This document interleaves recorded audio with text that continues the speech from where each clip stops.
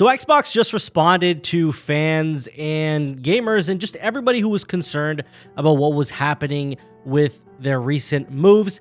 And Bloomberg had an interview with them asking them a bunch of questions that I felt were very good, and the answers that Sarah Bond gave, as Phil Spencer was nowhere to be seen here. But before we jump into that, guys, please hit that like button, subscribe if you're new, and share the video to keep this community growing. Now let's talk about the questions that were asked. The first question: you and Phil Spencer have been raising alarms about the industry not growing. What's the cause of this, and how does Xbox turn it around?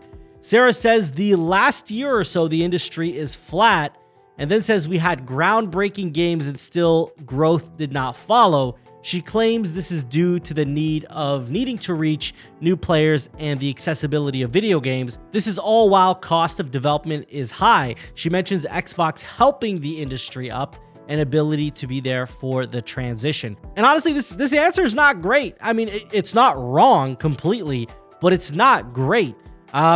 Who are you helping up exactly? You're the only ones at the bottom of the barrel. You're the only ones crumbling. You're the only ones struggling at this moment in a major way. Nintendo and PlayStation are doing pretty okay compared to you guys. So I really don't see this as a everyone problem, which is what seems to be a key theme here, is them kind of pinning everyone together in a group when really it's not everybody in dire straits. It's Xbox in dire straits, especially when we think about the only reason they turned a profit was because of the ABK revenue that came in for the earnings, which is just like, what are you even saying here? Like, you're trying to say we all have a problem, but it's really an Xbox problem. Now, question 2, Sarah Bond is asked about closing the 4 studios and even a successful one with the recent Hi-Fi Rush.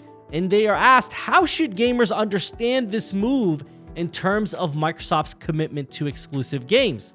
Sarah Bond says, it is extraordinarily hard when you have to make decisions like that. She then goes on a tangent about how they made this move because the industry isn't growing, and when you go through a time of transition, studios closing is an outcome of that. She then goes on about the Fallout TV show, just completely disrespectful. Goes on about Fallout TV show, talks about how that made people want to play the games, then talks about some other games that they have upcoming. It's so dismissive of what's being asked here. But the point of the matter is that her entire reason, again, is about the industry not growing, and it's a time of transition.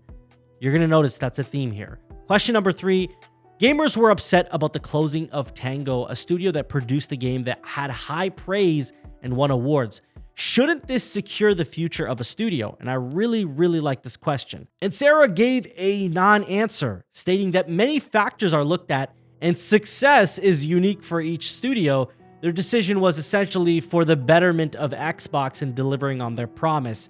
In other words, success that matters, which is revenue and how much money it's making. Well, Tango Gameworks and all these other studios did not hit those targets. So they were faced with an option. What do we do? And the natural option is to go ahead and cut the lowest denominator, which is apparently these 4 from Bethesda.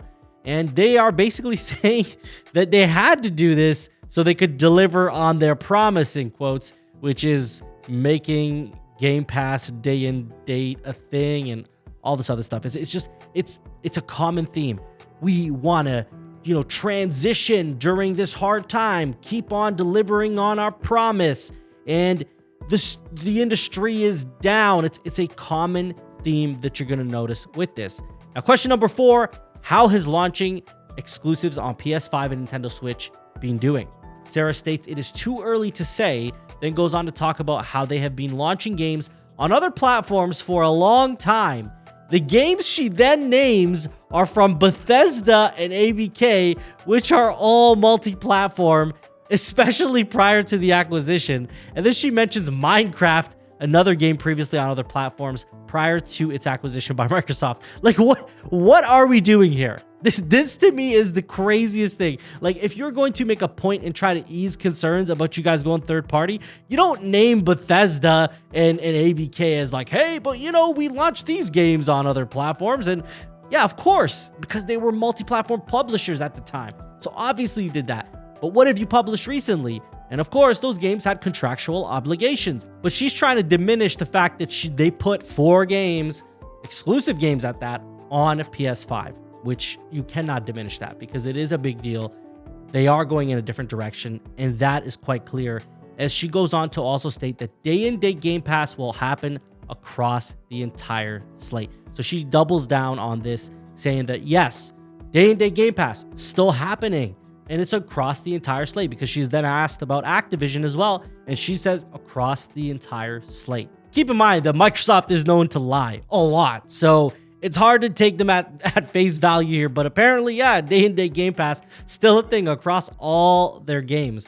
And she says that's basically the biggest appeal of playing on Xbox, because she is asked about consoles and why anyone should stick with an Xbox console. And her reasoning is Game Pass, day and date on Game Pass, cloud saves, and backwards compatibility. These are the key reasons why she says people should buy Xbox consoles and play on them.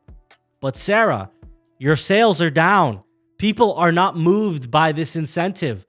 Things are not looking good for Team Xbox. I don't know how else to paint this picture. This is not working. So you, as a team, are clearly telling me a few things. Number one, that you guys shut down those 4 studios because they weren't making you guys enough money. It didn't matter if the game was good. They weren't making you enough money. But the problem and the reason why it didn't make you enough money is because of your day and date and Game Pass.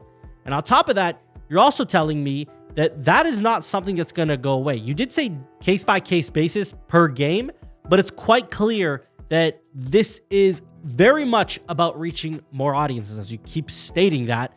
And how are you going to reach more audiences? You're going to put it on PlayStation, on Nintendo, on PC, on xCloud for mobile phones and mobile devices. You're going to put it everywhere possible because you keep talking about reaching more players, and that's the only way to grow. And that's what I take from this interview. Obviously, no respect for the developers in terms of addressing it like candidly. You know, I didn't feel like they addressed it candidly. I felt like it was a non-answer. I didn't feel like they gave real reasons on why Tango was closed when they gave you Hi-Fi Rush, one of your best games in a very long time.